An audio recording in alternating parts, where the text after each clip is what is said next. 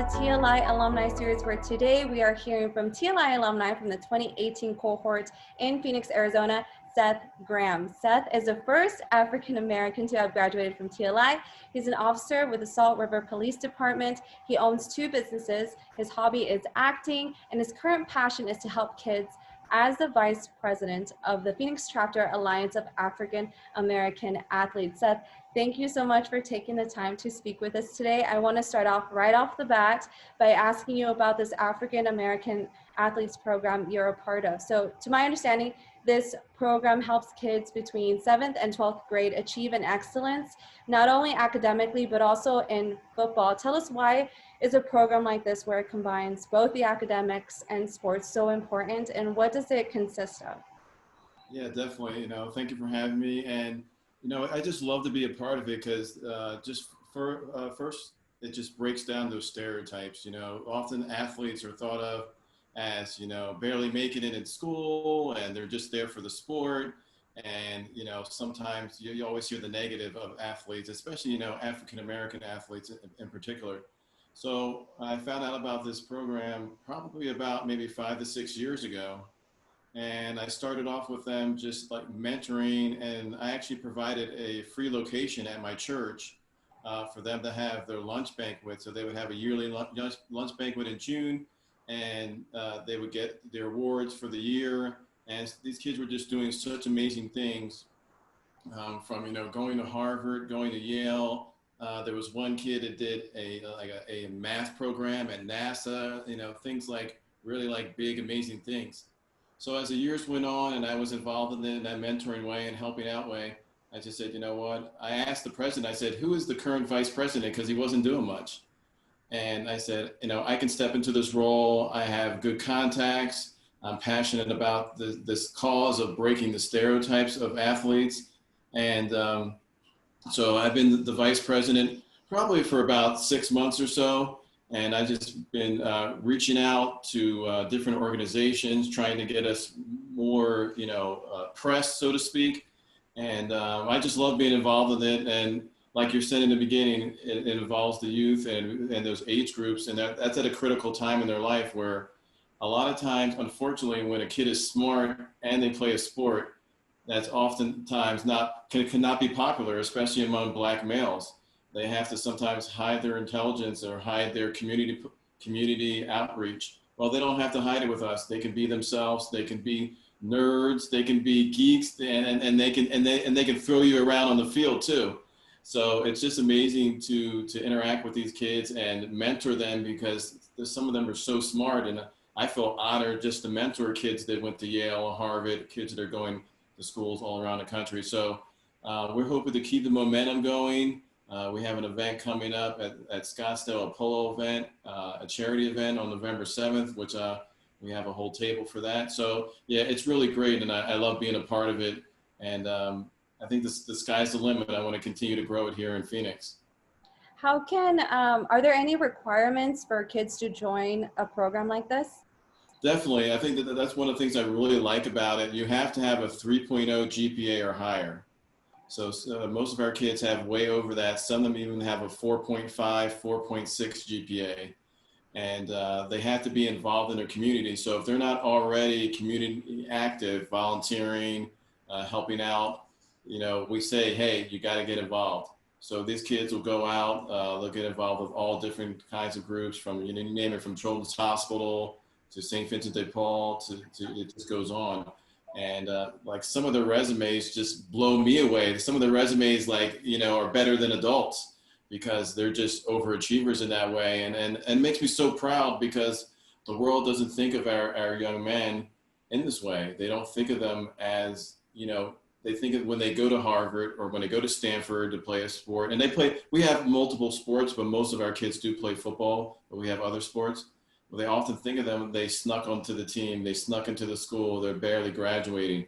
And we can proudly say that our kids didn't sneak onto the school or the team, and they're going to graduate, many of them with honors and go on to do great things.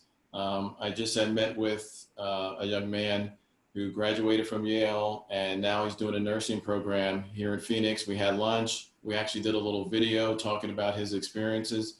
And, you know, it's tough enough to graduate. I went to Temple University in Philadelphia. It's tough enough to graduate from a state school or a private school, but to go to Ivy League school and to achieve there is quite an accomplishment for anybody.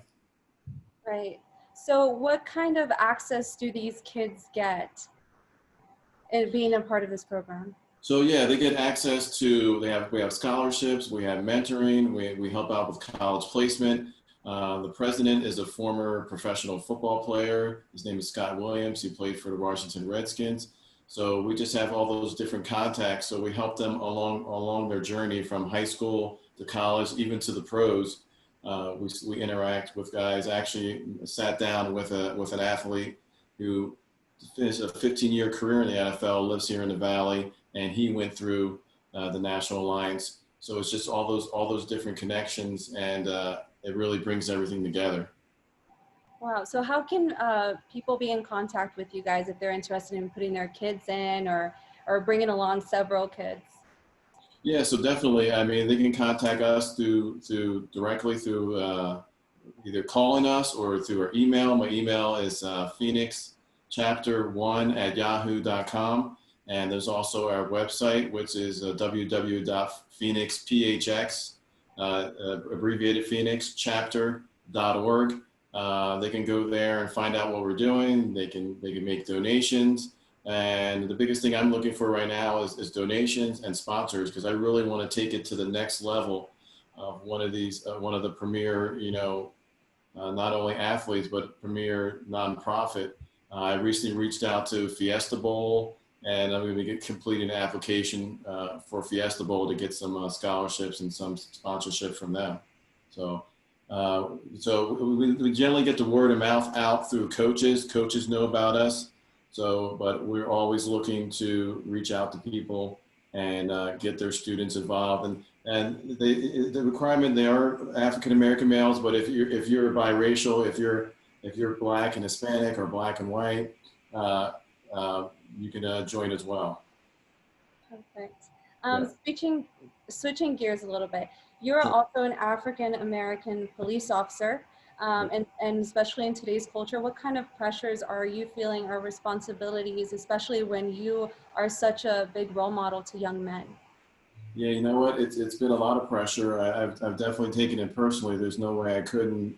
You know, in years past, I wouldn't be so outright with being an officer and those things, but I just couldn't sit on the sideline. So when I saw a negative post, either about the Black community from one friend or about the police community from another friend, I would try to give them a call, give them a text, and let them know, you know, from both sides of the fence, what I go through as being a Black male, and you know, a lot of things that are happening in this world are related to, you know, racism and other underlining things that really have nothing to do with police work, but the police are the tip of the spear.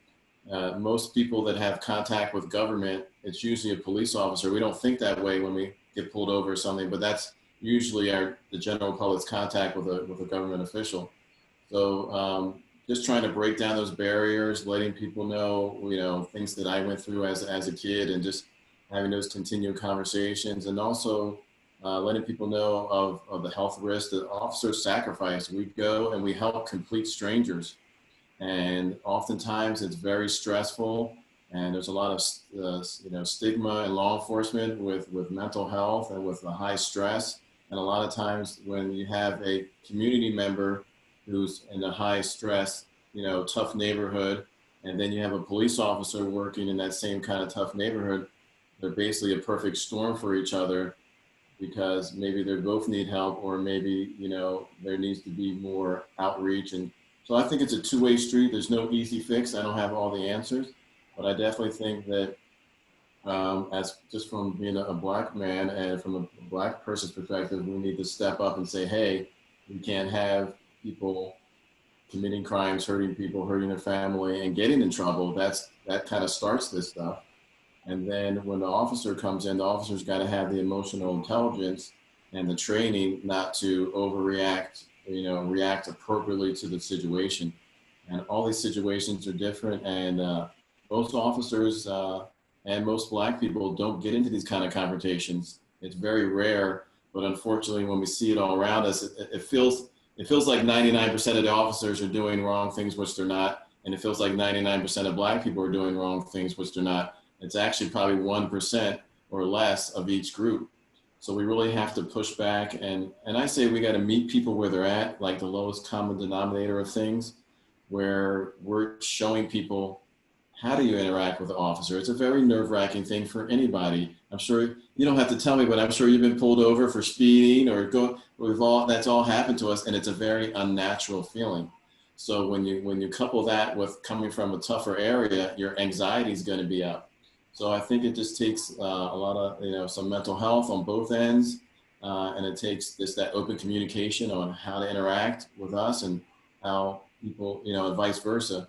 So I think it's a long road, but there's something that there's another group that I'm involved with that I didn't mention called Chairman Men of Action, and I'm also looking to be the vice president of that organization. And one thing I want to start with them is a kind of a training course for the Black community, where where we have your youth, whether you have your adults. These are people that might not have the same information as you or me, so they can come there and see how to write a resume, how to interact with police, how to get a driver's license, how to healthy relationships, healthy eating. A lot of people say, well, that's common sense, but sometimes people don't get that basic training through life, and we assume that everybody has that. Especially when we get to a certain success level, we assume everybody had that, but I didn't have a lot of that stuff growing up. I didn't have people on my side tell me I was a great guy and go for it. I had to find it within myself. And like a lot of people don't know, in the Black community, we don't have that family tree of professional lawyer, doctor for 20 years or 30 years or whatever. A lot of times we're first generation. I'm the first person in my immediate family to graduate from college. And the professional status that I have is a lot of first. So people don't realize, I think, there's still so many first in the Black community, and there's still a lot of work that police can do. Well, thank you so much for all the work that you are doing for our community, for our young men out there. What is one piece of advice you'd like to give to young men who may not have, like how you were saying before, maybe they didn't have the best role models in their life to help them succeed or for them to follow in the right path? What would you say to them? Wow, that's such a big question, because there's so many different avenues to that.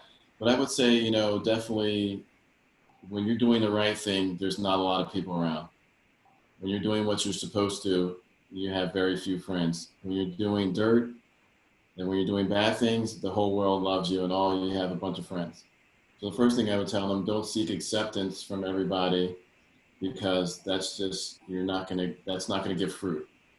You have to, it's a grind. To do the right thing is a grind. It's a little boring at times. I spent time studying, I spent times alone, while people were out, because I wanted to achieve things. And a lot of these kids that go through the Phoenix chapter, they know that, they're already doing that. But some of them still kind of struggle with that, because culturally, like I said, to be intelligent, to kind of be to yourself is sometimes not, it's kind of shunned in our world, right? You're supposed to kind of be with the group and follow the crowd. And I would say don't follow the crowd. And if you're living at home and you're able to if you don't have to help your parents, because some kids do, but if you don't have to help them and you can save your money, say you're working a part-time job. I wish somebody would have been in my ear, because I was working a part-time job, but when I was younger and I wasn't saving. But I tell them, if you're working a job and you're just making $10,000 a year, but you're living at home, you should be banking all that. So by the time you get out of high school, you have maybe 35,000. And if you're still working throughout college, you could have between 65 and 80,000, depending on what you're doing. But you have to think about it. And I see, when I say this to kids, I see the light bulb go off in their head, because either they're buying stuff they don't need, or they're just not thinking about saving. So those are the two biggest things. Don't follow the crowd, and save your money. Don't buy a bunch of Jordans, and don't put rims on your car, and all those things that we do as to feel better, because in the long run, you rather have the money in the bank and the knowledge, studying and being to yourself.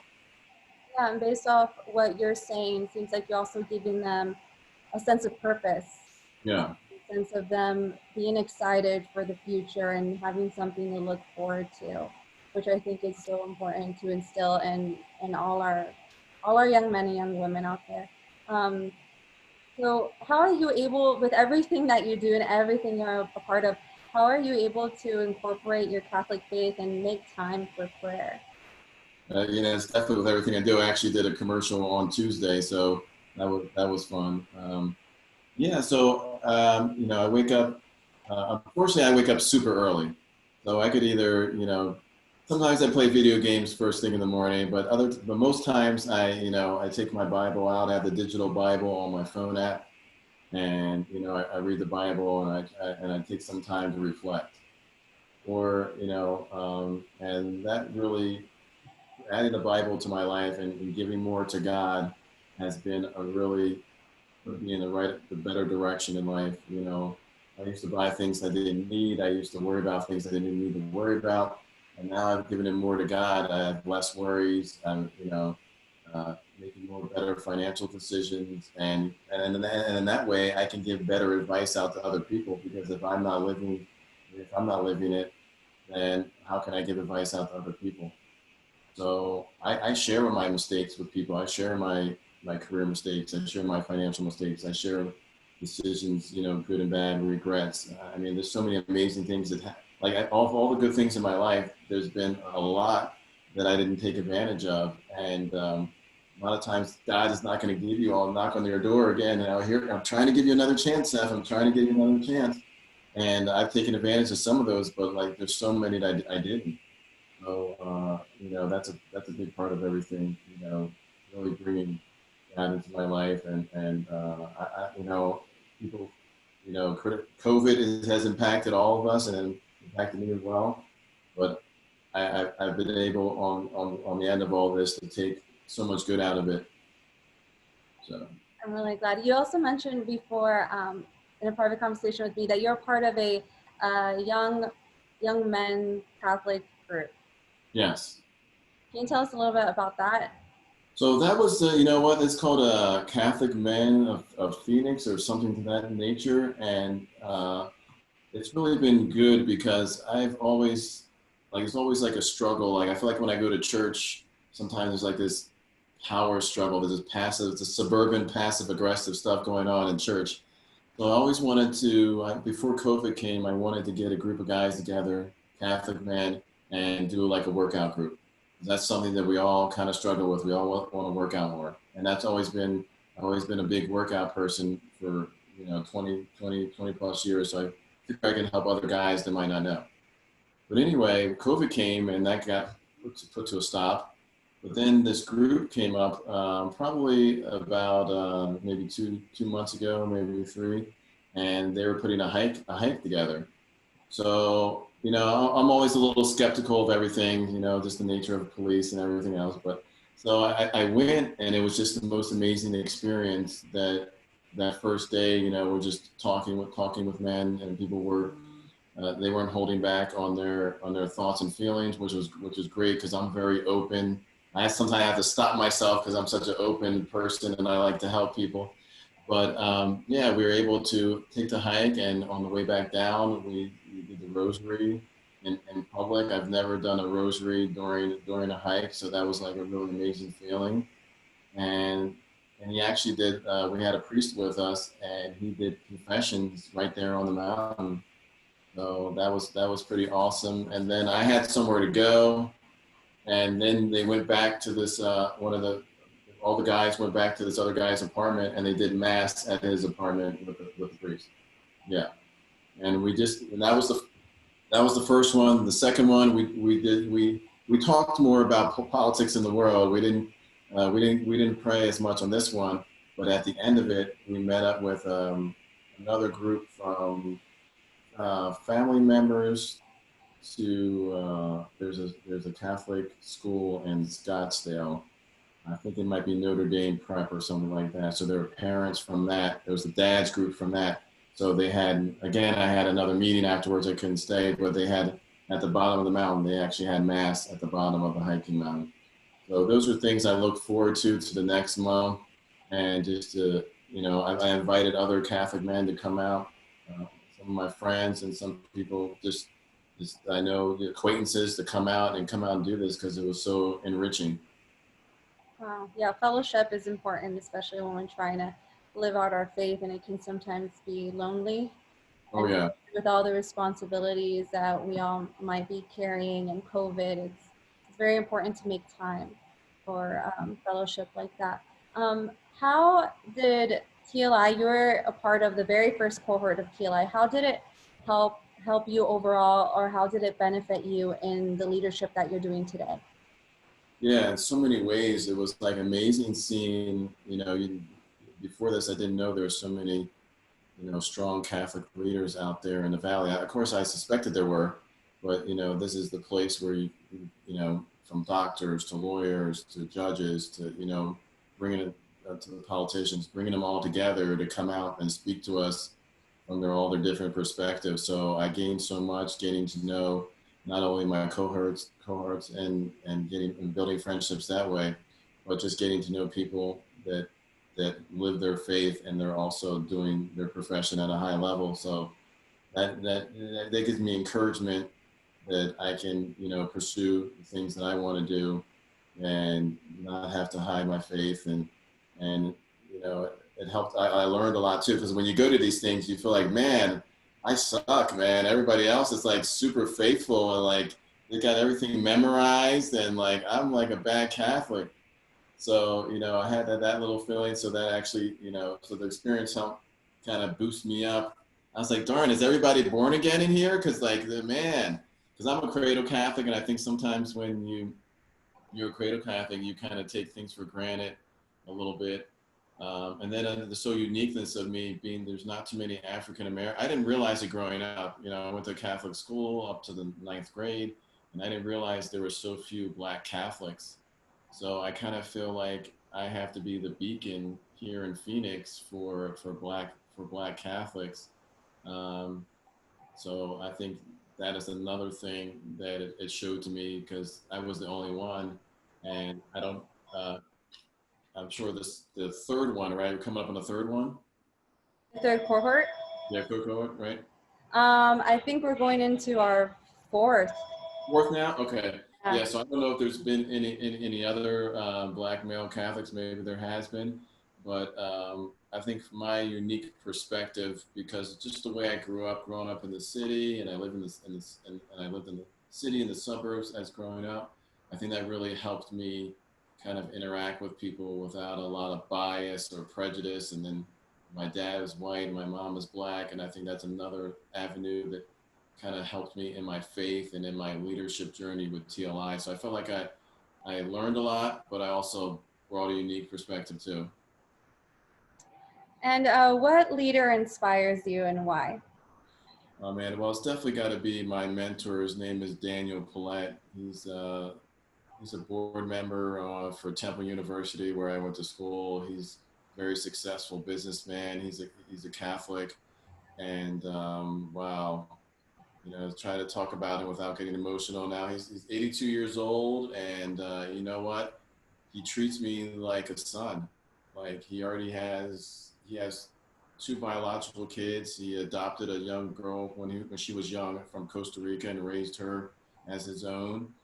And to see real success, not this like I got a BMW and I'm successful type person. Like he has drivers, he has butlers, he has people that answer his phone, but he doesn't treat people like crap.